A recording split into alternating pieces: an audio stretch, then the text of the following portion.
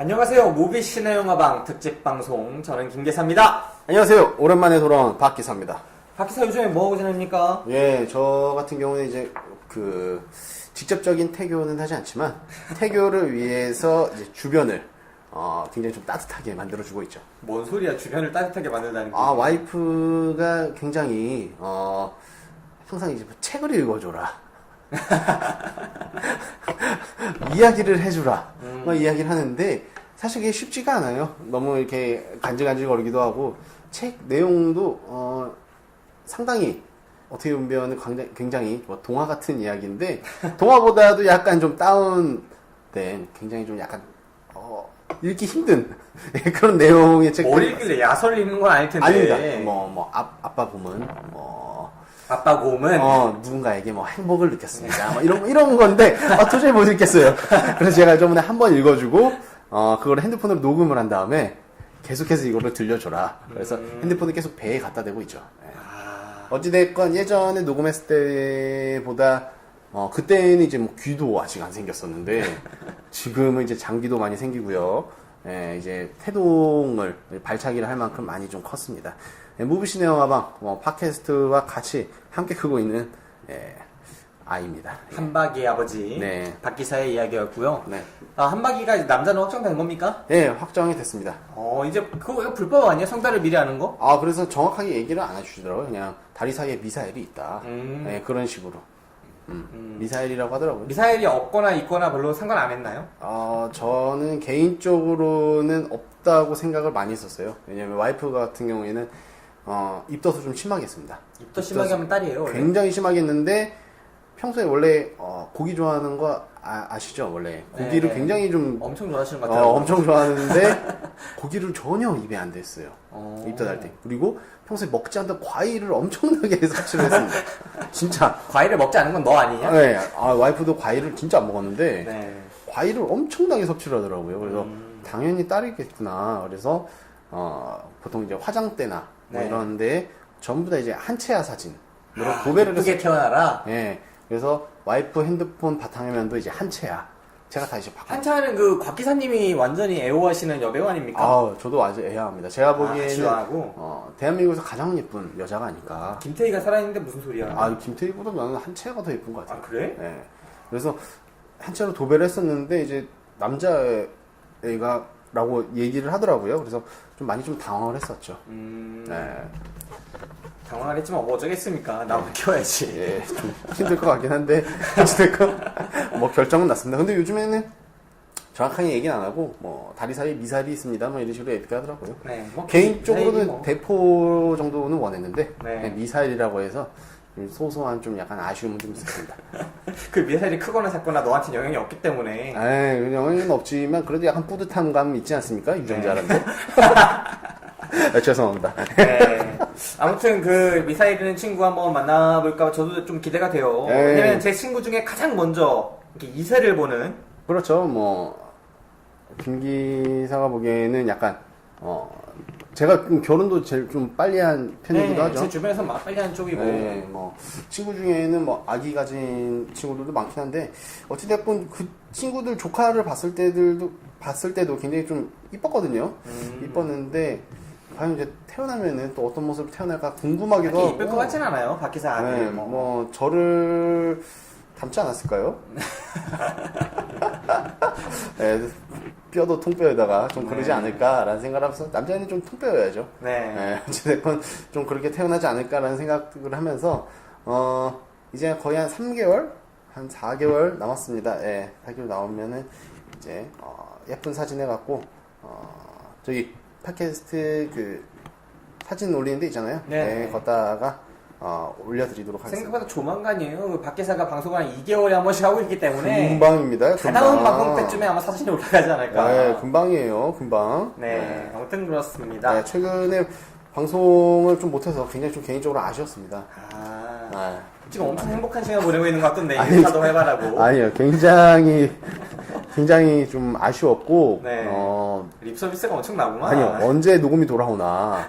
내가 언제 영화를 봐야 될까라는 고민도 좀 많이 했었고, 영화를 좀 보려고 했습니다만 이게 또 시기가 맞지 않다 보니까 좀 늦게 보게 돼요. 늦게 네. 보게 되다 보니까 이제 녹음할 타이밍을 좀 놓치게 된 거죠. 원래 무비시네 영화방이 뭡니까?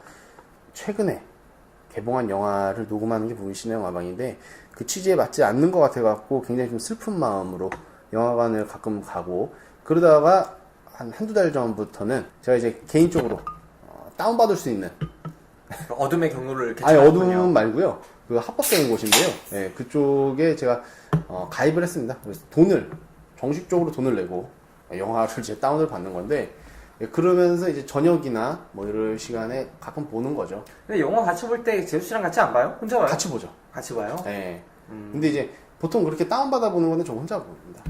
예, 저 혼자 보는 게 편해요. 같이 본다고 왜 그런 거예요? 그냥 혼자 보는 건데.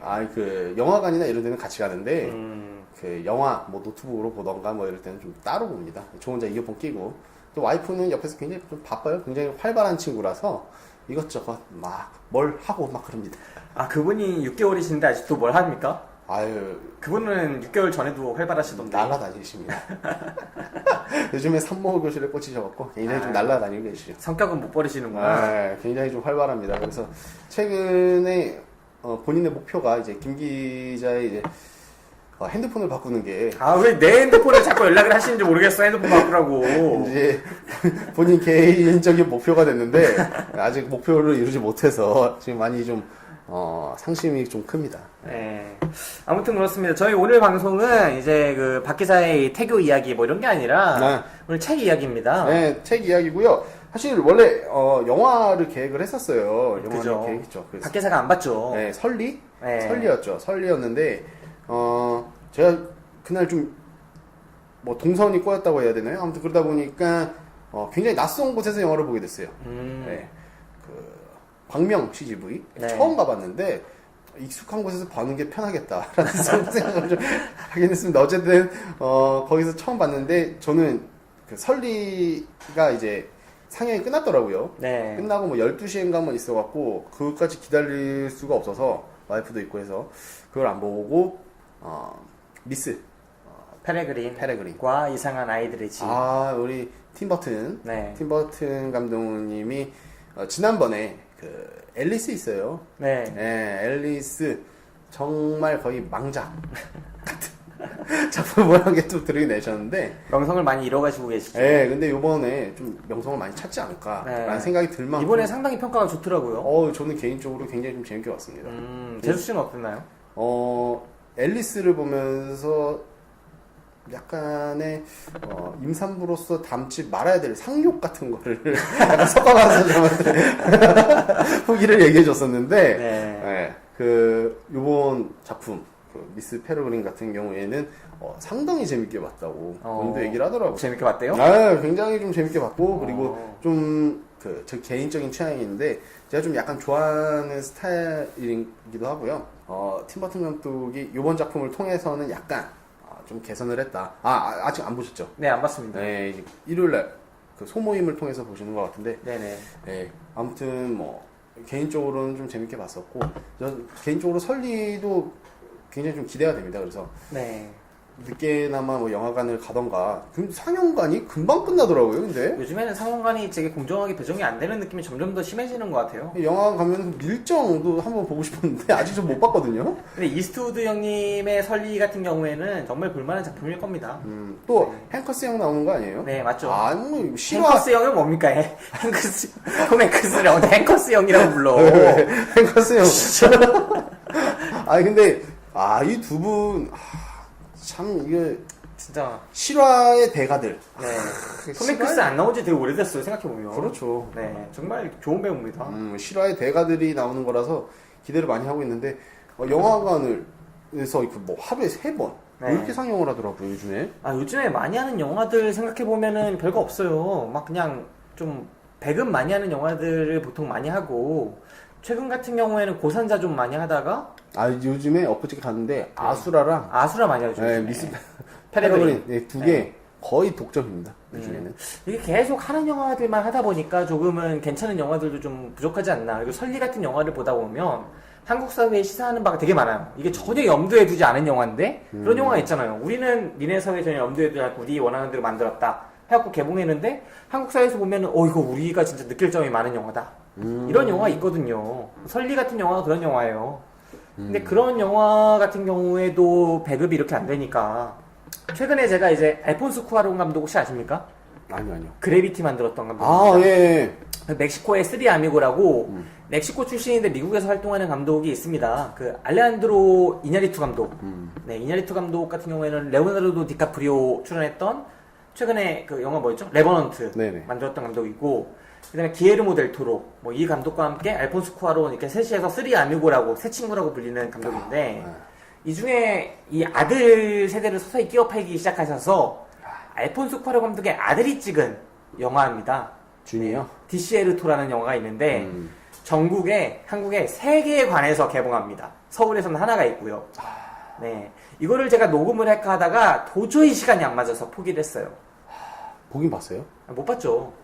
네, 이걸 다른 팀이랑 좀 웬만하면 녹음을 하고 싶었는데 도저히 시간이 안 맞아서 못 본 영화가 디시에르토입니다. 아, 그거 제가 다운받는 사이트에 있으면은 그거 다운받아서 제가 봤으면 좋았을 텐데. 진짜 불법의 달인이구만. 불법이 아닙니다. 그러니까 합법입니다. 제 돈 주고 받는 건데요. 아, 그래요? 제 피 같은 돈 네. 주고 보는 건데, 지금 개인적으로 그 설리도 어차피 상영을 빨리 접을 거면은 얼른 인터넷에 풀어줘서 좀 봤으면 좋겠어요. 개인적으로 보고 싶거든요. 네, 좋은 영화예요, 설리도. 밀정도 못 봤어요. 밀정도 하루에 2번씩 가더라고요. 밀정은 극장에서도 쉽게 볼 수 있지 않나? 요즘에. 지금 너무 지나서. 2번이나 3번 해요. 아하. 다 아수라. 네. 아니면은 저거 하더라고요. 진짜 아수라 같은 경우에는 보면 진짜 자기의 기분이 아수라장이 된다고. 봤어요? 저는 안 봤지만 그런 얘기가 돌더라고요. 저는 이제 임산부가 절대 보면 안 된다라는 지인의 충고가 있어서 아직 못 봤거든요. 네. 근데 그분 네가 임산이 비슷하지 않은데 왜 그래? 같이 보려고. 일심동체야 진짜? 거의 영화관도 이제 같이 가죠. 그러다 보니까 그러려고 했는데 거의 그 악마를 보았다 끝보다 약간 징그러울 수도 있다라는 이야기를 하더라고요. 그래서 이 도대체 어떻게 찍었을까라는 좀 궁금한 마음이 있었는데, 그 정우성 씨의 연기가 좀 아쉽다라는 이야기가 많아요. 저희 지금 소모임 그 어플에서 지사장격을 맡고 있는, 원래는 박 기사가 맡아야 하는데 그 결혼 여러 가지 상황을 그렇죠. 통해서 그 최 기사가 지금 지사장을 맡고 있잖아요. 네. 그 친구가 저한테 이야기를 하기를 아수라에 대한 평을 이렇게 얘기를 하더라고요. 그 사진을 보내줬는데 DC 인사이드 뭐 이런 쪽인 것 같아요. 거기서 옥돔이랑 뭐 이런 되게 뱅에돔이랑 되게 고급 물고기가 있더라고요. 네. 몇십만 원씩 하는 그런 물고기를 누구한테 선물을 해줬는데 그 친구가 이걸 받아가지고 매운탕을 끓여 먹은 거예요. 쓰레기네. 어떤 물고기인지 모르고. 네. 근데 쓰레기 이거를 아니야. 이제 사진을 딱 이제 선물해 주신 분한테 고맙다고 이렇게 딱 보냈는데 그분이 막 욕을 하시는 거죠. 장난하냐 지금 뭐 하시는 짓이냐 이렇게 욕을 하셨는데 이 친구는 그거가 진짜 귀한 물고기인지 모르니까 매운탕을 해 먹은 거죠. 마침 이렇게 멀리 소포로 왔으니까 좀 오래도 됐겠거니 하면서 이런 느낌의 영화였다. 뭐냐? 재료는 뱅에돔에 뭐 옥돔이나 뭐 이런 건데 영화 자체는 이런 매운탕이다. 약간 걱정을 좀 많이 했습니다. 왜냐면은 개인적으로 굉장히 좀 좋아하는 장르입니다. 노아르 약간 이런 거 굉장히 좀 좋아하는 장르인데, 특히 주지훈 나오면 완전히 빠져나요. 네. 미국에선 디카프리오, 한국에선 주지훈. 지훈이 형 같은 경우에는 굉장히 좀 제가 좋아하는 스타일이죠. 지훈이가 형이에요? 형이죠. 난 지훈이 동생인 줄 알았는데. 저희가 한두 살 많을 겁니다. 아, 아무튼 뭐 지훈이 형 같은 경우에는 굉장히 좀 멋진 배우다. 그러다 보니까 굉장히 좀 기대를 많이 했는데 하나 걱정됐던 부분이 딱 그거였어요. 이제 감독님이 약간 좀 걸리긴 했거든요. 야, 그 감독님이 명작 많이 만드셨던 감독님이에요. 비트 아닙니까? 비트. 무사라는 영화 되게 좋았어요. 네, 좀 개인적으로 재밌게 보진 않아가지고 비트 언제적 비트냐 라는 생각으로 좀 약간 걱정을 했었는데, 그리고 이제 보통 뭐 시니컬 같이 막 나오잖아요. 나오면 이제 배우들만 나오고 감독이 안 나오더라고요. 그래서 네.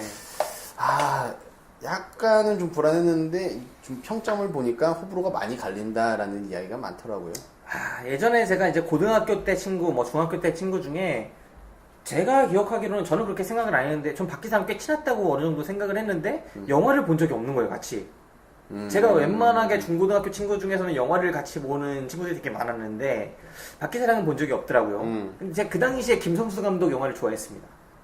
무사 이런 영화 진짜 완전 빠졌어요. 무사. 예. 정우성 씨가 막 그 장창을 막 휘두르면서 막 사막을 휘달리고. 근데 정우성 씨 굉장히 좀 멋진 사람이잖아요. 멋있죠. 정말 멋진데 이지아 씨와 그 연애 가슴 아파요 저는. 뭐 국민 호구형 막 그래갖고 막 네. 되게 인기를 많이 끌었는데 저도 되게 멋있는 배우라고 생각을 하는데 좀 아쉬운 게 너는 순정파를 안 좋아하니까 아니, 투표적인 사람만 좋아하니까. 이 발성이 항상 좀 아쉬웠거든요. 이게 그래갖고 그 이정재 씨랑 약간 비등비등한 상황에서 이정재 씨가 확 치고 나간. 야 정우성 이정희한테 밀린다. 네, 저는 그렇게 생각합니다. 사실 밀려요. 발성이 안 되거든. 그래서 저는 개인적으로 굉장히 좀 실망을 했던 게 비주얼은 압도하는데. 압도하죠. 네, 압도하는데 발성이 너무 심하게 안 돼요. 너무 심하게 안 됩니다. 너무 심하게 안 되고 그리고 제 정말 많이 좀 실망을 했던 게 그 이범수 씨와 그 바둑두는 영화 있어요. 예전에 있었죠. 네, 본인이 뭐 신의 한 수였나? 그게 신의 한 수인가요? 뭐 아닌가 뭐 비슷한 영화가 그때 여러 편 개봉했으니까. 뭐 이세돌이 된 마냥 막 바둑을 두는 장면이 있는데 네. 이게 액션이랑 전혀 어울리지 않는 이제 발성이죠. 네. 항상 이제 멜로에 어울리는 발성이다 보니까 너 이거 다 마시면 나랑 사귀어야 돼. 네, 이번 영화에서는 약간 좀 힘들지 않을까. 그리고 좀 메인 타이틀로 차라리 황정민이나 뭐 주진이나 이런 역할들 있지 않습니까? 어디 주변에 미녀분 없습니까? 갑자기 왜요? 소주 다 마시면 나랑 사귀어야 돼 갑자기 하니까 땡기네. 많죠. 근데 안 됩니다. 저는 안 나올 금요기가 거잖아요. 아니라. 근데 안 나올 거잖아요. 제가 아직도 그걸로 대학 친구들한테 욕을 먹습니다. 소개팅 잡아놨는데 안 나간 걸로. 네, 그죠. 안 나올 거죠. 네. 네. 아니면 저랑 같이 미팅 나가셔도 됩니다. 2대2. 무슨 개소리야. 아무튼 다시 방송합시다. 편집은 하기 귀찮으니까. 네. 어찌됐건 뭐 아무튼 뭐 그렇습니다. 그래서 좀 아쉬운 감이 있던 배우였는데 이번 평으로도 약간 그런 평가를 받는 것 같아서 좀 보기가 참 애매하더라고요. 근데 보긴 볼 것 같아요. 근데 우성이 형 제가 되게 좋아하는 형인데 그 인자 자체가 우성인자거든요. 그럼요. 정말 좋아하는데 진짜 이게 잘생긴 배우가 연기까지 좋은 경우 우리나라에서는 드문 것 같아요. 장동건, 정우성이 다 망쳐놨어. 장동건은 성공했죠. 잘생기면 연기 못한다 이런 느낌이 박혔잖아요. 둘 때문에. 하긴. 근데 해안선을 통해서 많이 변신을 많이 시도했었고, 근데 정우성 씨 같은 경우에는 좀 답이 안 나오나? 변신에 대해서 좀 약간 좀 소극적이지 않았나. 근데 미국 같은 경우에는 디카프리오 하면은 원래 미남 배우 초특급 미남 스타인데 연기 못한다고 아무도 안 합니다. 진짜 아무도 안 해요. 그렇죠. 그리고 그런 배우들이 되게 많거든요. 근데 한국에서는 장동건, 정우성 하면은 연기파 배우와 왠지 좀 많이 떨어져 있는 듯한 느낌.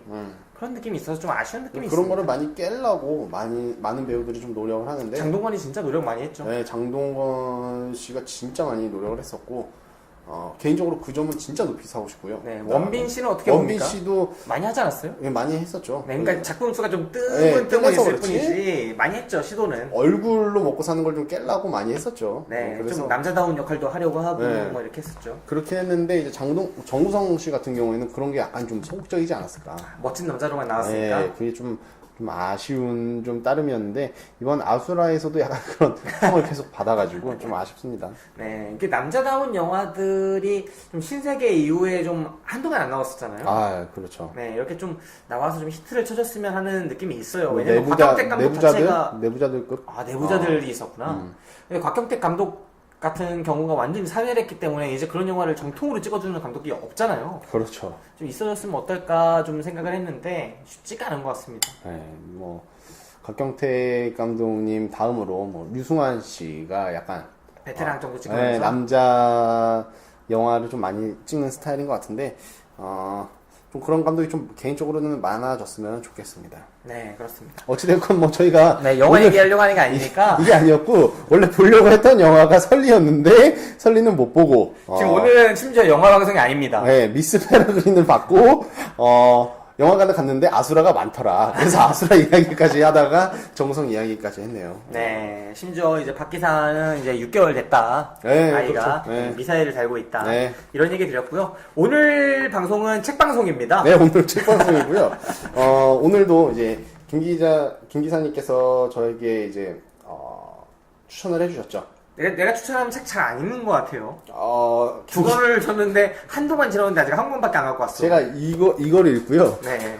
다른 책을 3권을 읽고 지금 김 기사가 준 책을 또 읽고 있습니다. 근데 개인적으로는 올해 책을 좀 많이 읽었구나라는 생각을 했거든요. 왜 이렇게 많이 읽었어요? 근데 저는 제가 책 읽은 거를 개인 인스타그램에 이거를 올려놔요. 그래서 허세구나. 허세일 수도 있고 이제 제가 기억력이 굉장히 좀 많이 그거 알죠. 거의 치매급인 거. 예, 거의 굉장히 많이 떨어지고 제가 개인적으로 많이 걱정합니다. 예, 굉장히 많이 떨어지다 보니까 책 보고 나서 좀 좋았던 문구나 뭐 이런 페이지에 한 문장을 좀 적어놔요. 좋은 버릇이죠. 예, 적어놓는데 어찌됐건 이게 기억을 잘 못하니까 그래갖고 제가 인스타그램을 어디 뭐 다른 장소로 가면은 뭘 찍어놔서 이렇게 하는 게 가끔 이제 와이프가 물어봐요. 저번에 저기 갔었는데 기억 나냐 막 이런 식으로. 저는 전혀 기억을 짜내도 기억이 안 나는 거예요. 그래서 너무 속상하더라고요. 그래서 저는 이거를 예전에 메멘토였죠? 네. 메멘토 몸에 새기듯이. 메멘토 보시면은 이제 문신으로 네. 몸에 새기는데 차마 몸에 새길 수 없으니 네, 저는 이거를 인스타그램에. 삽니다. 예. 그러다 보니까 이제 아직 태어나지도 않은 애기 인스타 계정까지 만들어서 한박한테. 기록하는 거죠. 예. 아무튼 그렇습니다. 그래서 기억력이 안 좋아서 이거를 체크를 해놓는데 되게 좋은 개인적으로 버릇이라는 게 SNS에 대해서 되게 부정적인 분들도 많아요. 네. 낭비다 아니면은 뭐 과시용이다. 근데 저는 개인적으로 이게 기록용으로 생각을 하니까 굉장히 좀 편하더라고요. 그래서 봤는데 1년 동안 제가 지금 읽은 책이 26권이더라고요. 근데 제가 1월 달에 그 천작가 그리고 이제 김 기사랑 만나면서 개인적으로 생각했던 권수가 한 50권은 읽을 수 있겠다라는 생각을 했거든요. 오, 많이 생각했네. 쉽지가 않습니다. 진짜 쉽지가 않더라고요. 그래서 올해가 벌써 2달밖에 안 남았는데 26권밖에 안 된 것 같아서 이게 책인 게 굉장히 쉽지가 않구나라는 생각을 했었고 특히 이제 김 기사님께서 주신 책 같은 경우에는 한 권은 쉽게 한 권은 어렵게 줬는데 굉장히 좀 딱 어떻게 눈치는 잘 차려갖고 쉬운 거 먼저 읽고 일부러 그거 골랐죠. 그거 읽은 다음에 제가 추리소설 3권을 읽고 지금 다시 읽고 있습니다. 머리를 좀 안정시킨 다음에 읽으려고. 네. 인간은 불변해 뭐 이거더라고요. 과학책이던데 제가 한 40페이지까지 우선은 읽어놨고요. 조만간 또 읽고 방송을 하도록 하겠습니다. 책이나 뭐 이런 게 그러니까 사람이 자기의 경계라는 게 저는 있다고 생각해요. 그러니까 지적인 경계 그리고 삶 자체가 그렇잖아요. 어릴 때 뭐 중학생이라고 치면은 자기가 나가고 노는 동네가 정해져 있어요. 예. 왼쪽으로는 얼마, 우리 같은 경우에는 뭐 동쪽으로는 발산역, 그리고 왼쪽으로는 뭐 신촌역, 그리고 북쪽으로는 어느 역, 남쪽으로는 뭐 목동역, 뭐 이런 식으로 어느 정도 자기의 구역이 정해져 있단 말이죠. 그리고 그 구역을 벗어나기가 상당히 어려워요. 그러니까 단순히 뭐 돈이나 자기의 지식이나 이런 것 때문에 어려운 걸 떠나서 관성이나 이런 게 생기는 거죠.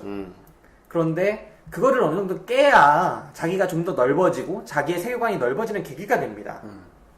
책이나 이런 것도 똑같이 있다고 생각해요, 저는. 책도 자기가 평소에 읽는 장르나 아니면 자기가 읽는 스타일만 읽으면은 좀 정체되고 뻔해지고 자기의 지적 성장도 멈춘다 이렇게 생각을 하는데 그런 면에서 좀 넓히려고 준 책은 아니고 자기 안에 있는 책을 좀 읽어갖고 온 게 좀 안타깝습니다. 정말 깊이 생각해 주셔서 굉장히 좀 감사합니다. 네. 어느 책을 읽어갖고 지금. 그래도 그나마 올해 책을 읽은 것 중에 그래도 몇 권은 제가 정말 관심 없었던 분야의 책 아니겠습니까? 네. 주로 그걸 다 제가 줬죠. 네, 그렇죠. 그걸 다 김 기사가 준 거죠.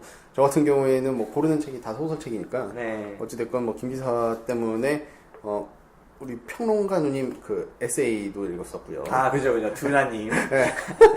욕을 엄청 많이 해가지고, 진짜. 우리 듀나님. 제가 모르는 것 같은데, 항의 메일을 한 건 받았어요. 저희 그래요? DPS 2438, 제가 만들어온지도 몰랐던 메일을 네, 통해서, 네. 이 멘트는 좀 미안하네요. 어. 공식 메일인데. 네네네. 아무튼 이 메일을 통해서, 듀나 팬한테 메일 하나 받았습니다. 네, 어떻게, 우리나라 굴제 평론가 분한테 그렇게 말할 수 있느냐?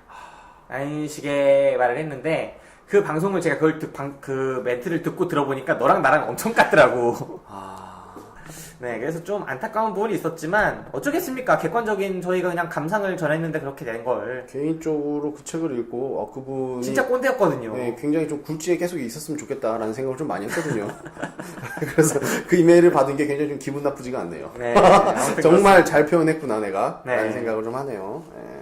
어찌됐건 뭐 김 기사님 덕분에 흥미와 좀 상관없는 책들도 읽게 되는 것 같아서 그나마 제 책 읽는 폭이 좀 넓어진 것 같아서 그래도 좀 뿌듯합니다. 지금 한 해가 거의 한 3개월밖에 안 남았는데 그래도 요만큼 읽었다는 게 좀 어딘가라는 생각을 하면서 어찌됐건 이번 책 같은 경우에도 제 개인적으로는 이 책을 구매를 해서 사서 보지는 않았을 거예요. 만약에 개인으로 있었으면. 근데 이것도 역시 김 기자님께서 추천을 해줘서 이거는 재미있게 좀 읽었던 책입니다. 네. 책 제목은요. 지금 말씀드리면 지금 약 20분 지나지 않니? 오프닝이 거의 20분 넘게 지난 것 네, 같습니다. 저희가 오랜만에 만나다 보니까 오프닝 좀 길게 했는데 이 책 제목이 이제 툭 까놓고 재벌이라고요.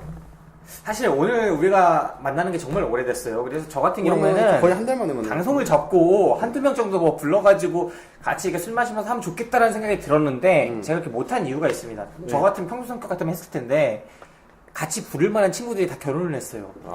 아니면은 좀 부르기가 지금 민망한 상황에 처한 분도 계시고 막 이런 상황이라서 우리가 좀 나이가 들었나 봐요. 많이 들었죠. 네, 저만 약간 젊게 사는 것 같고 다른 분들은 다 그러셔서 안타깝습니다. 연락을 차마 못 드리고 지금 다른 분 같은 경우에는 제가 이제 수신 거부를 몇 번인데 3번이나 전화를 하셨네요. 방송 중에. 그러세요? 네, 우리 그냥 아시는 분 있잖아요. 네네네. 네, 그분이 지금 많이 전화하시죠. 그건 나중에 또 통화를 하도록 하고요. 네. 네. 아무튼 오늘 다룰 그 책은 툭 까놓고 재벌이라는 책입니다. 툭 까놓고 재벌. 네. 가장 중요한 건 재벌이 되겠죠? 네, 이거 뭐 최근 나온 책이고요. 나온 지 얼마 안 됐어요. 근데 우리가 최근에 이 책 역시 팟캐스트에서 되게 잘 나가시는 분이 쓴 거예요. 그렇죠. 근데 처음에 이제 정봉주의 전국구 제가 굉장히 기분 나빴습니다. 했는데 박 기사가 엄청 깠어요 그 네, 책을. 개인적으로 기분이 좋지 않았습니다. 왜냐면은 너무 잘 나가는 책이 아니냐. 잘 나가는 팟캐스트의 대표자가 쓴 책인데 우리가 굳이 이거를 설명해 줘야 되냐 네. 라는 생각으로 기분이 나빠 있었죠. 근데 EJ 같은 경우에는 저 가끔 이거를 듣는데 언론에서 밝히지 않는 이야기도 막 하고 막 하더라고요. 뭐 그죠. 속보식으로 해서. 네. 근데 욕을 너무 많이 해서 욕을 너무 많이 해서 굉장히 좀 약간 불편하다 라는 느낌 난 받았거든요. 네, 그래서 이 EJ보다는 저는 개인적으로 좀 많이 자주 듣고 하는 게 이제 불금쇼. 불금쇼라는 게 또 있어요? 네, 제가 불금쇼. 또 내가 옮기겠네 또 방송을. 재밌습니다. 그거 코미디언이 하는 건데 재밌더라고요 그거. 그거 막 김장훈 씨도 나오고. 김정은 씨 나와요? 게스트 굉장히 빵빵해요. 그 최욱 씨가 그 괜찮은 개그맨이라서.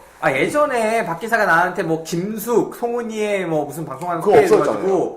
그거 되게 엄청 열심히 들었는데 방송이 점점 재미없어지더라고요. 그거 재미없어지고 그게 왜냐면은 그건 컨텐츠가 너무 정해져 있었어요.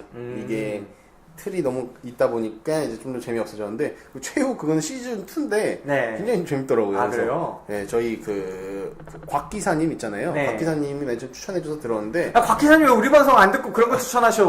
네, 그런데 어쨌든 뭐 굉장히 그 게스트도 빵빵하고 재밌는 얘기랑 뭐 이런 거 많이 하더라고요. 그래서 그거를 좀 많이 듣고 있죠. 네. 어찌됐건 이재기 개인적으로는 여기 너무 난무해서 너무 거친 느낌. 약간 영화적으로 보면 그 아수라 네. 하는 느낌을 좀 받는 것 같은. 네, 아무튼 그렇습니다. 근데 우선은 작가님 같은 경우에는 유명하다고 할 수도 있는데 모르시는 분들이 굉장히 많을 거예요. 그래서 제가 정말 프롤로그에 있는 그대로 한번 읽어드리도록 하겠습니다. 네, 뭐 준비를 안 했으니까 그대로 읽는 거고요. 네. 뭐 따로 뭐 의미가 있어서 읽는 건 아닙니다. 네, 근데 제가 이거 인스타그램에 제가 읽고 나서 이거를 책을 이렇게 올리지 않았습니까? 네. 제가 이렇게 포스팅을 했는데 그 밑에 뭐 댓글도 있더라고요. 이재희의 이 박사님이 쓰신 책인가요? 막 글이 막 써 있더라고요. 그래서 인기가 많구나 내 생각보다 라는 생각을 했었죠. 네. 네. 어찌됐건 작가님의 이름은 이제 이동영. 네, 거의 이 작가죠. 이 작가. 네, 거기서도 EJ에서도 이제 이 작가로 메인입니다. 제일 잘 나가네요. 예, 욕도 많이 하시고요. 예. 경북 안동 초중고등학교를 나왔습니다. 네. 예, 사투리를 좀 쓰시긴 하시더라고요. 근데 이쪽에 나왔었고, 대학에서 신문방송학을 전공했었고요. 뭐 아버지 덕택에 초등학교 5학년 때부터 대한민국의 뭐 정치를 관심을 줬다고 합니다. 저도 개인적으로 초등학교 한 3학년, 2학년 때부터 아버지 영향으로 정치에 굉장히 좀 관심을 많이 가졌습니다. 뭘 소리야. 없는 얘기 지어내지 말고. 아, 리얼로. 진짜요? 아버지께서 김대중 씨를 굉장히 좋아하셨어요. 그래갖고 저도 김대중 씨가 이제 연설하는 거 보면은 손 모으고 막 TV 앞에서 막 이러고 있던 사진도 있고 막 있었습니다. 근데 지금 무슨 이상한 방송 들려오는데? 아니, 진짜로 아, 그래요? 그러고, 아버지께서 김대중 전 대통령을 되게 좋아하셔갖고 저도 영향을 좀 많이 받았죠. 근데 밖에서 약간 일진놀이하고 그러지 않았어요? 아니죠. 그거랑 김대중 대통령이랑 무슨 상관입니까? 김대중 정치 보복이 없고 되게 평등한 세상을 꿈꾸시고 노벨 평화상 받으셨는데 밖에서 약간 일진놀이하고 막 그냥 아니죠. 껄렁껄렁 다녔던 것 같은데? 그거는 전혀 상관이 없습니다. 아무튼 초등학교 전혀 상관없지만 약간 애매하게 놀았잖아요. 저도 초등학교 3학년 때부터 영향을 받았다. 애매하게 그냥. 영향을 받았다는 거는 확실한 거죠. 네, 알겠습니다. 어찌됐건 그 당시부터 저도 정치 제일 씨가 들을 수 있기 때문에 네. 그런 거에 굉장히 좀 관심을 많이 받아서 영향을 받아서 투표 방송 네. 이런 거를 초등학교 때부터 엄청 좋아했어요. 저는 제가 투표 방송 있을 때 그 6시나 5시부터는 집에서 잘 안 나왔습니다. 그래요? 이거는 고등학교 때, 뭐 대학교 때까지도 똑같습니다. 지금도 그렇고요. 네, 저는 그게 되게 재밌었어요. 그럼 앞으로 나랑 같이 보자. 네, 저는 선거 방송 자체를 굉장히 좀 어렸을 때부터 재밌게 봤던 것 같아요. 그래서 거기에 대해서 막 희열도 많이 느끼고 막 그랬던 것 같은데 어찌됐건 그 점은 저랑 비슷하네요. 이 박사랑. 네. 갈등이 되네. 네. 네, 그렇습니다. 그리고 이제 대학 졸업 후에는 일본으로 건너가서 일본어 학교에 다녔었고 동경에서 한국 음식점 점장을 하는 등 다양한 일을 했습니다. 그 당시 이제 각계계층의 사람들을 만나는 한편 한국에서는 찾기 힘든 다양한 자료들을 보면서 이제 지식의 폭을 좀 넓혔다고 합니다. 여기서 또 뭔가 달고 싶은데 그냥 읽도록 하겠습니다. 많이 남아서요. 한국에 돌아와서는 이제 열혈 지식인의 아트격인 누리집 도시탈출에서 콧구멍이라는 필명으로 한국의 해방 이후 현대사를 신랄하고 가감없이 조명에 인기를 끌었다고 하고요. 그의 이제 글을 본 독자들이 하나 둘씩 뭐 분노나 죄책감 뭐 그런 공통점을 가짐으로써 네임 밸류가 좀 커지게 된 거죠. 그 이후로 뭐 지은 책으로는 뭐 영원한 라이벌 김대중 대 김영삼, 그다음에 와주태이의 박쥐들, 뭐 정치과의 1교시 등 많은 글을 쓰면서 전업 작가로 일을 하고 있고요. 현재는 팟캐스트, 많은 분들이 아시는 이 박사와 이 작가의 EJ라는 팟캐스트로 인기몰이를 하고 있습니다. 네. EJ의 사실상 핵심 엔진이에요. 이 사람 없으면 EJ가 안 돌아가요. 근데 EJ가 2012년 네. 네, 이제 첫 방송을 했어요. 그 시사대담이라는 이제 헌정 방송을 김구라 씨랑 황봉환 씨가 있었던. 네, 뭐 헌정 방송을 하면서 그걸 했었는데 그 이후부터 떴다고 하거든요. 근데 저희가 언제부터 했습니까? 2014년에 했었죠. 살짝 늦긴 했는데 아무튼 슬프네. 아무튼 그렇습니다. 많이 공부하시고 많은 정보를 아시고 뭐 그러면서 작가가 되셨는데 그 EJ의 이제 이 작가가 쓴 책입니다. 네. 네.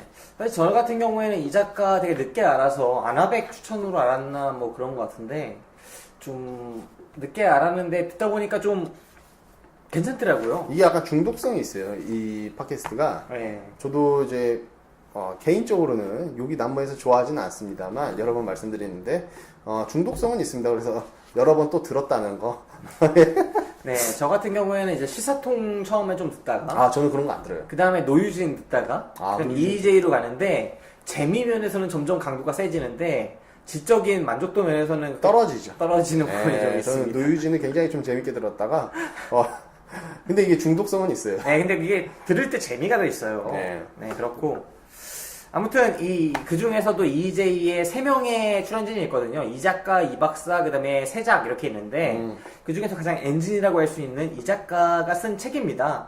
그리고 이 책을 읽다 보면 이 책의 깊이가 엄청나게 있다 뭐 이런 느낌은 들진 않아요. 사실 그런 걸 떠나서 새로운 정보가 어느 정도 있고 그 다음에 워낙 쉽게 즐겁게 재미있게 써져서 우리가 좀 현대 사회에 영향을 미칠 수 있는 그런 정치적인 부분, 예를 들면 재벌의 그런 영향력 이런 부분을 이 책 같은 경우에는 좀 쉽고 가볍게 우리한테 익힐 수 있게 적은 책이 아닌가. 그 점에서도 의미가 상당하다라는 생각이 들어서 이 책을 좀 추천했습니다. 그렇죠. 제 입장에서도 이 책을 굉장히 좀 거부감 없이 재밌게 읽었거든요.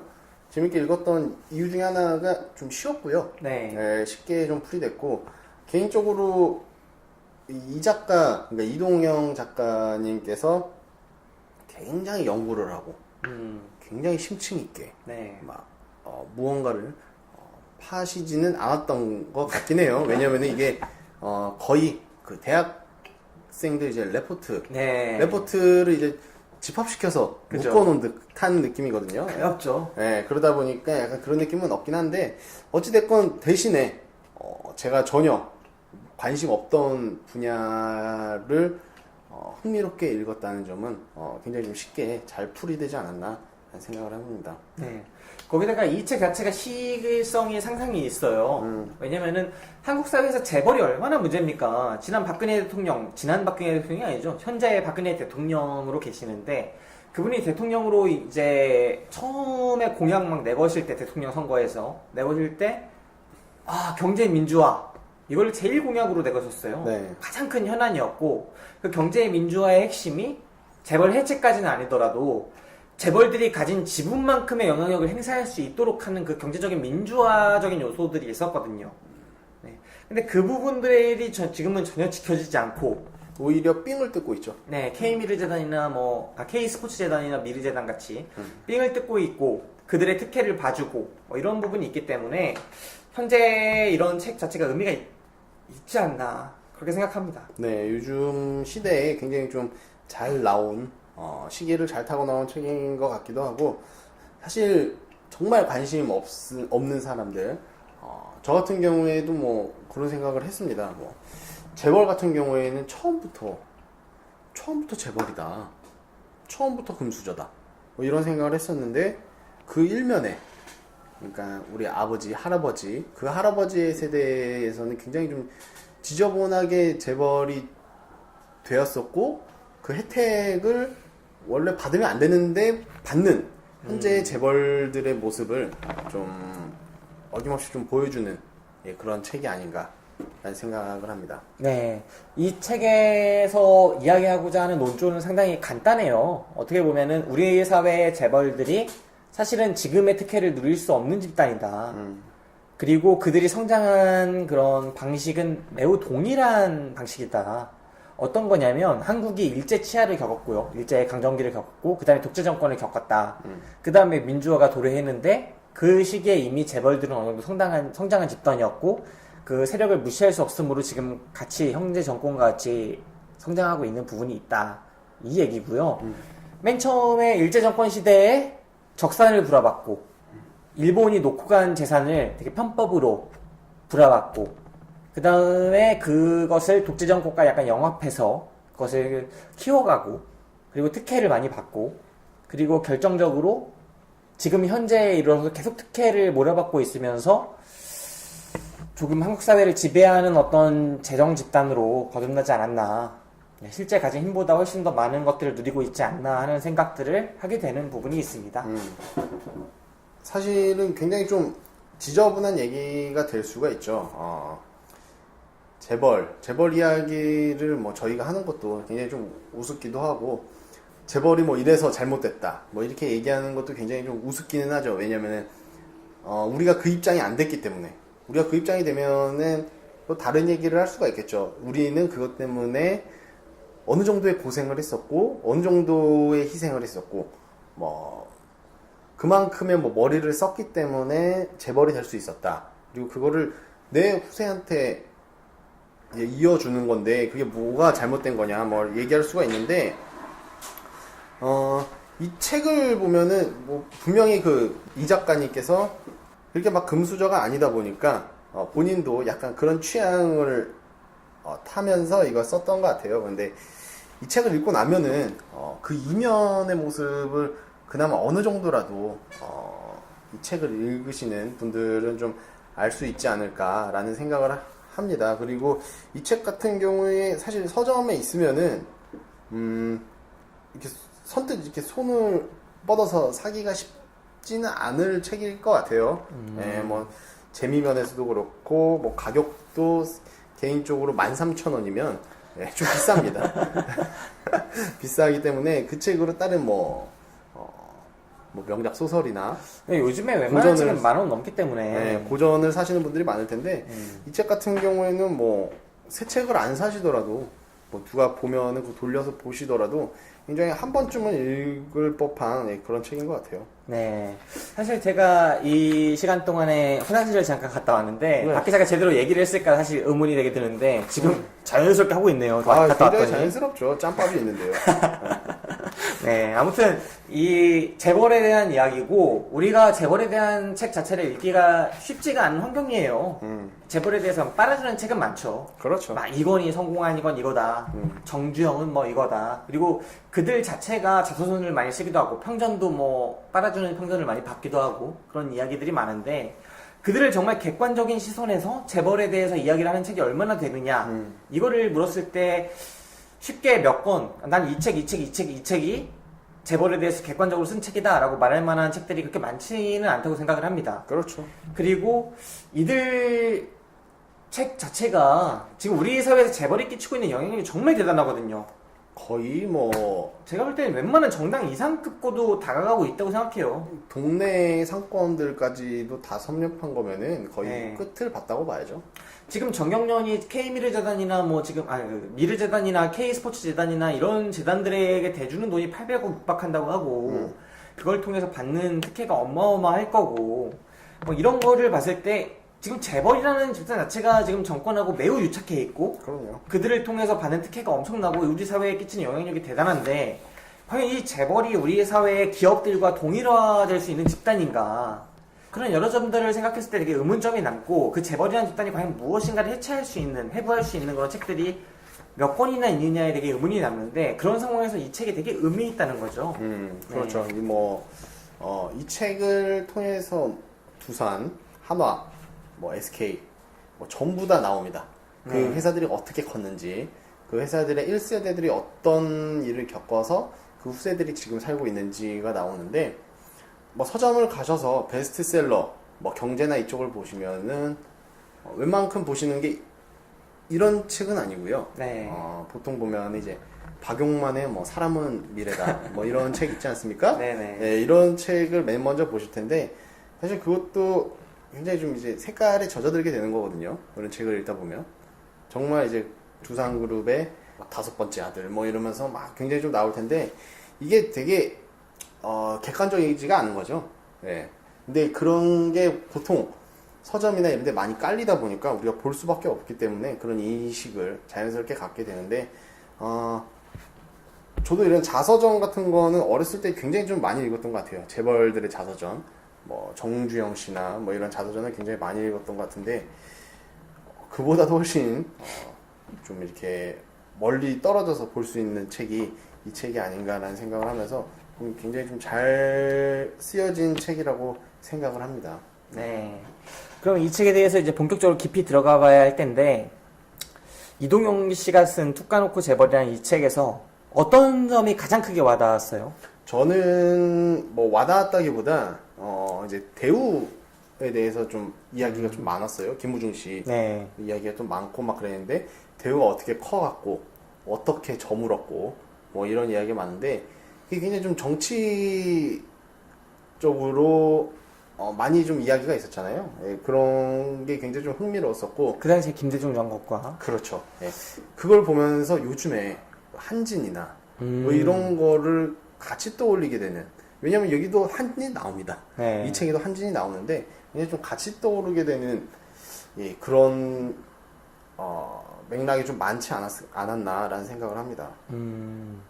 저 같은 경우에는 이 책에서 가장 인상적이었던 부분은 최근에 특사가 있었어요. 광복절 특사. 네. 네, 특사에서 결국은 많은 분들이 사면될 거라고 예견이 됐는데 결국은 여론을 못 이겨서 이재원 CJ 회장 이 정도만 사면이 되고 아파서 나머지는 사면이 잘 안 되고 뭐 이런 부분이 있었죠.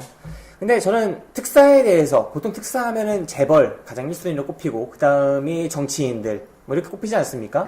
그리고 뭐 곁다리로 민망하니까 뭐 교통 뭐 신호위반이나 뭐 이런 사람들 사면시켜주고 이 정도가 있는데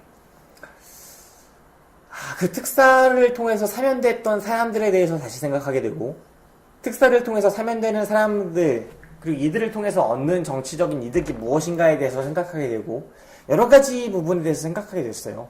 과연 이 사회에 법치주의라는 게 정말 존재하는가, 그리고 그것이 정말 공정하게 돌아가는가, 이런 거에 대해서 생각할 수 있었고, 그리고 그 재벌이라는 집단이 그 뿌리부터 현재까지 어떻게 성장할 수 있었는가에 대해서 모든 재벌은 아니지만 상당수의 재벌을 분석해 놓고 있거든요. 그렇죠. 그리고 일부 실패한 재벌들에 대해서도 분석하죠. 예를 들면 국제기업이라거나 좀 뒷돈을 잘 못 대줬거나 미움을 사서 해체됐거나 좀 어려움을 샀던 그들이 조금만 더 뒷돈을 정치장을 많이 대줬거나 했다면 지금 우리한테 떵떵거리면서 할 수 있는 대기업이었을 텐데 그럼요. 지금은 별반 보잘것없는 그런 사람들로 살아가고 있는 그런 망한 기업들에 대해서도 이야기를 해주고 있고 네 그리고 그렇게 대단한 기업들이 아니었는데 지금 막 정말 떵떵거리고 살아가는 기업들에 대해서도 이야기를 하거든요. 그렇죠. 그런 부분들에 대해서 특별히 SK 뭐 이런 기업들 그런 부분에 대해서 라디오 만들던 회사가 지금 뭐 정유업계 인수하고 뭐 정말 잘 나가는 부분에 대해서 그런 부분에 대해서 이야기를 할 때 우리가 이 역사를 알아야 정말 멍청하게 그냥 우리가 돈 있으니까 뭐 이거 사고 저거 사고 하는 게 아니라 정말 이들이 이렇게 커온 기업이고 우리가 무엇을 사고 있고 이런 거를 의식적으로 생각하면서 살 수 있구나라는 거를 깨달을 수 있었다는 점에서 되게 의미 깊은 책이었다라고 생각을 하게 됐습니다. 정말 키포인트를 잘 짚어주신 것 같아요. 그 재벌의 네. 역사를 정말 겉껍데기 없이 보여준 책이라고 생각을 하고 개인적으로 좀 제가 너무 관심이 없어서 몰랐을 수도 있는데 그 사카린 사건에 대해서도 여기 책에서 나와요. 삼성에 대한 얘기죠. 네, 책에서 나오는데 그 이야기도 좀 개인적으로는 좀 약간 쇼킹했었고 몰랐던 입장에서 새로 알게 되니까 뭐 그런 것도 있었고 그 국제그룹이라는 그룹 요즘 세대 친구들은 또 아예 모를 거예요. 네. 아예 모를 거고 저희 세대만 해도 거의 뭐 이름만 어떻게 들어봤을 법한 그런 기업인데 그렇게 큰 기업이 한순간에 무너지는 재벌들이 지금 K스포츠나 미르산업에 뭐라고 해야 되나? 돈 준 걸. 후원하고 후원금. 네. 후원금을 주지 않았으면 언제 그런 국제기업처럼 없어질지 모르는구나라는 거를 이 책을 보면은 충분히 알 수 있거든요. 예, 충분히 알 수 있으니까 한 번쯤은 보셨으면 좋겠고 그리고 뭐 이거 사담이긴 한데 우리 이정현 대표님이 있대요. 예, 그런 충성심. 마지막 남은 충성심 아닙니까? 충신 아닙니까? 충신? 예, 충신이죠. 이제 거의 뭐 활보까지 하실 필요는 같은데 제가 보기에는 그 비공식 단식 정말 실패했습니다. 예, 혈색이 날로 좋아지시고 저는 단식 일부 했을 것 같아요. 왜일까요? 누가 이제 그 식사를 하지 말라고 그랬지 네. 씻지 말라고는 안 했잖아요. 근데 나중에 나온 모습 보면 거의 씻지 않으시는 모습이에요. 면도 안 하시는 모습. 예, 면도는 해도 되는데 면도까지 안 하시는 모습. 그리고 이제 공개적인 장소에서도 안 하셨어요. 네. 왜 안 했냐 물으니까 대표의 체면이 있지. 거기서 하냐 그러면서 이제 밑에 관계자가 뭐 얘기한 것도 있었는데 그런 충신을 만들었다는 게 정말 대단한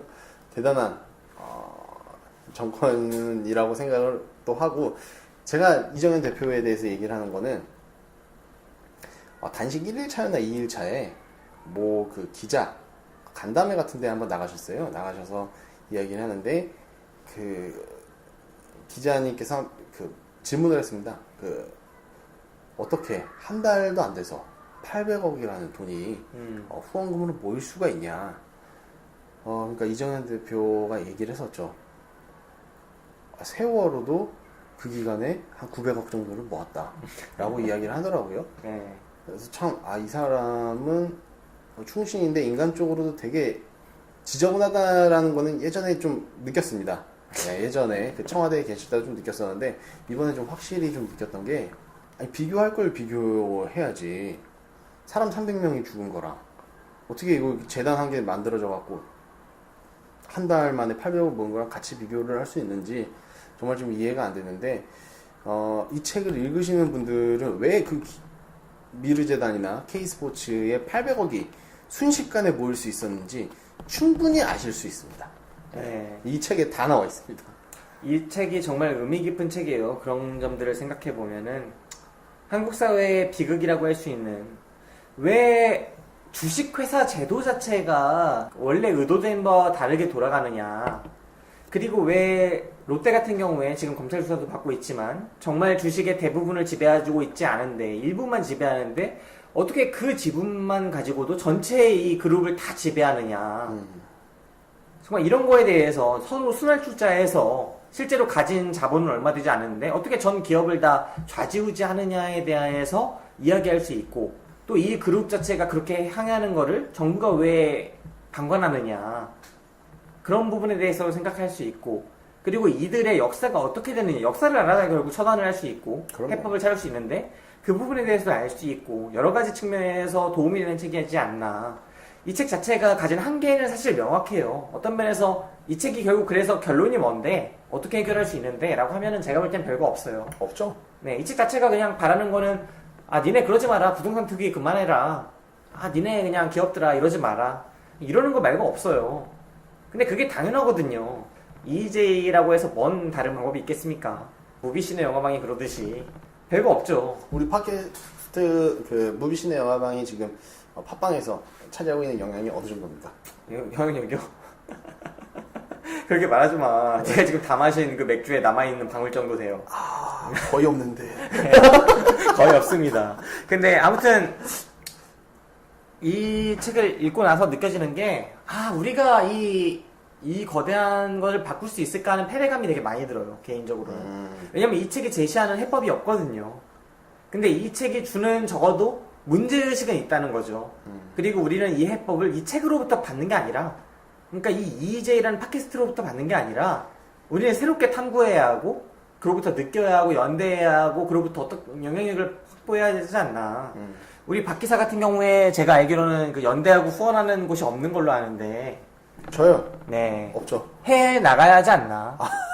그런 생각합니다. 물론 지금 쉽지 않은 거 알지만, 우리가 다 족같은 사람들이거든요.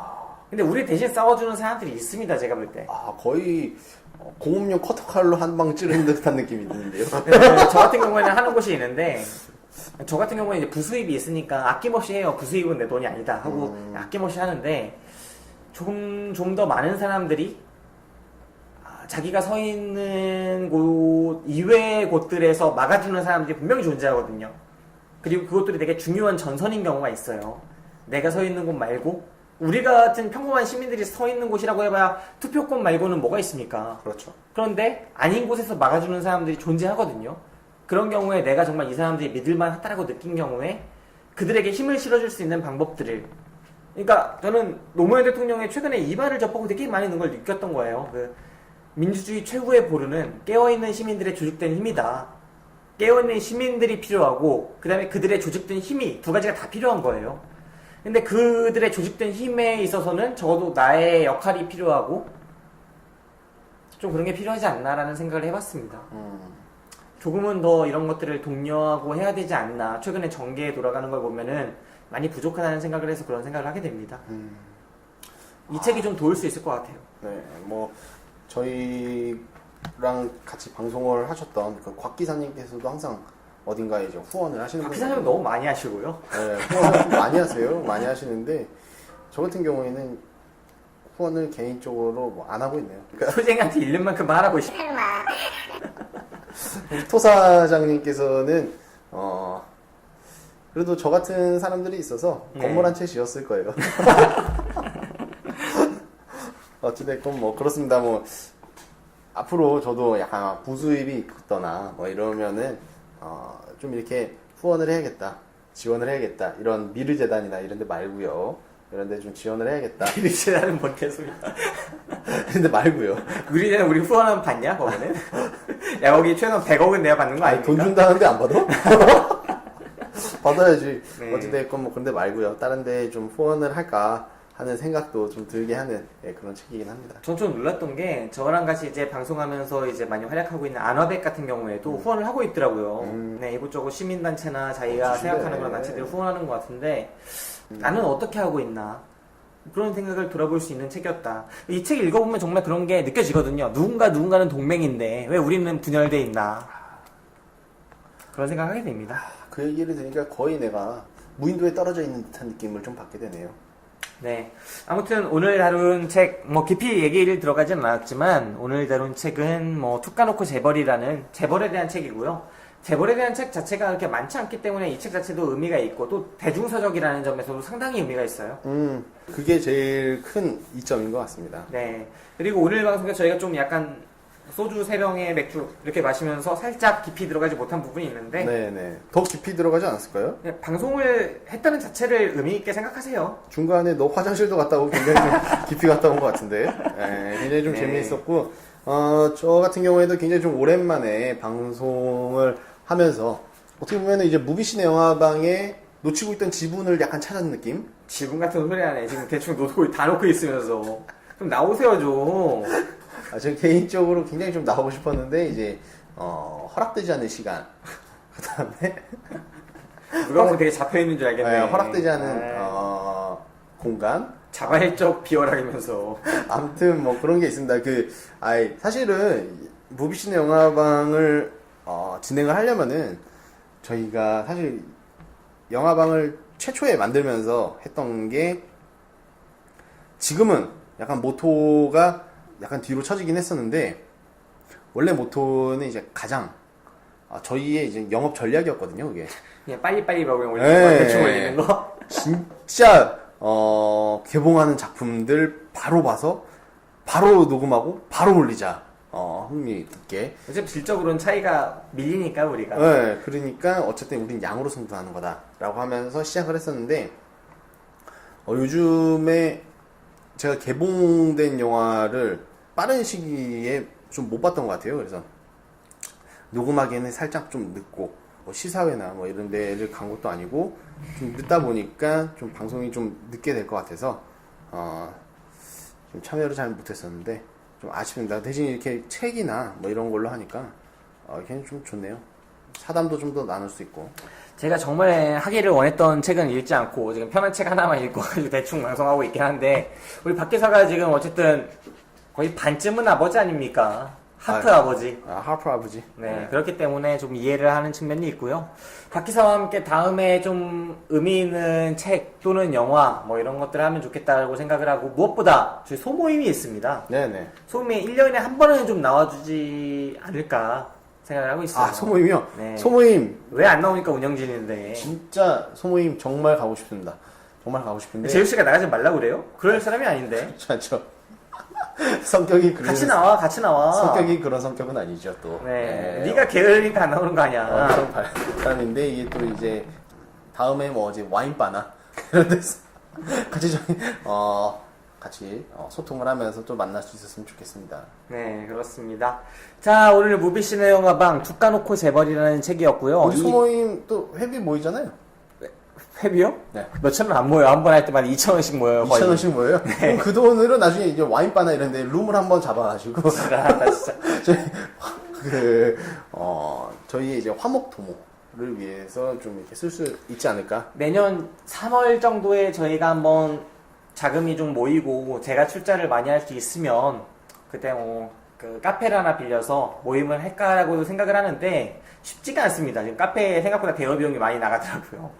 쉽지가 않은데 가능하다면 저희가 3월 정도에 예상을 하고 있고요.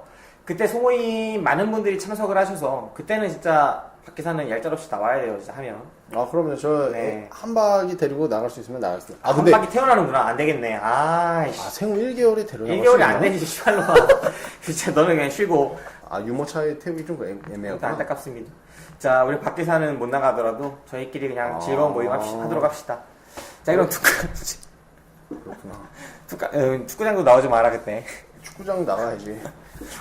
네, 툭 까놓고 재벌에 대한 책 방송 오늘 여기서 마치도록 하겠습니다. 저는 지금까지 김기사. 예, 박기사였습니다. 조만간 뵙죠. 네, 다음 보여주시면 막 떠지지 마. 안 뵐 거잖아, 너 이 자식아. 조만간 다음 주에 축구 나랑 맺자고. 저기 상암에서 보는 거 아니야? 네. 저희가 또 요번에 15인용 돗자리를 샀어요, 제가. 맘대로 샀어요, 또? 피크닉 계절을 맞이해서. 야, 뭐 만나는 사람이 4명밖에 없는데 15인용을 사. 가끔 이제 막 커플들 오면 막 여러 명 모이더라고요. 7명 이렇게 8명 이렇게 모이면. 만나는 커플이 따로 있어요? 네, 뭐 좁더라고요. 이제 결혼하신 분들이나 아. 아니면 이제 결혼을 앞둔 분들. 이렇게 중학교 친구들 막 결혼을 앞둔 친구들이 나만 빼고 있어요. 다 만나네. 아니죠. 딱 걸리네. 그분들은 거의 한 4개월에 한 번, 3개월에 한 번 이렇게 만나는데, 네. 어찌됐건, 뭐 그분들 이렇게 만나면 이제 좁아서 제가 이제 피크닉 계절 아닙니까? 10월. 네. 그래서 15인용 돗자리. 얼마나 큽니까? 어느 피크닉 장소를 가도 거의 깡패 수준. 네, 그거를 좀 구매를. 깡패라고 한 진상 수준이죠. 네, 제가 그거를 이제 구매를 했습니다. 구매를 했기 때문에, 조만간 뭐 상암 월드컵 앞에 잔디밭에서 그래서 진상짓 하려고. 뵙도록 하죠. 거기 진짜 누가 봐도 깔 수 있는 데가 아닌데. 다다음 주 정도 되면 경기가 있는 것 같은데. 네.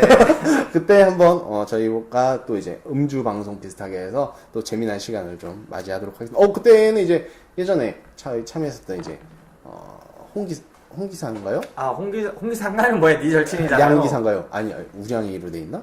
네. 뭐 홍기사겠죠. 네. 아, 그런가? 네. 어찌됐건 이제 같이 합으로 만나도록 하겠습니다. 뭐라고 돼 있지? 홍기사 우량이가? 맞을 거예요. 홍기사. 그런가?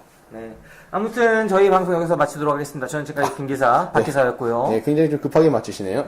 예, 박기사였습니다. 빨리 우리 술이나 한잔 더 하고 끝납시다. 네, 감사합니다. 지금까지 들어주신 여러분 감사합니다. 무비시네 영화방과 함께 오늘을 즐거워합시다.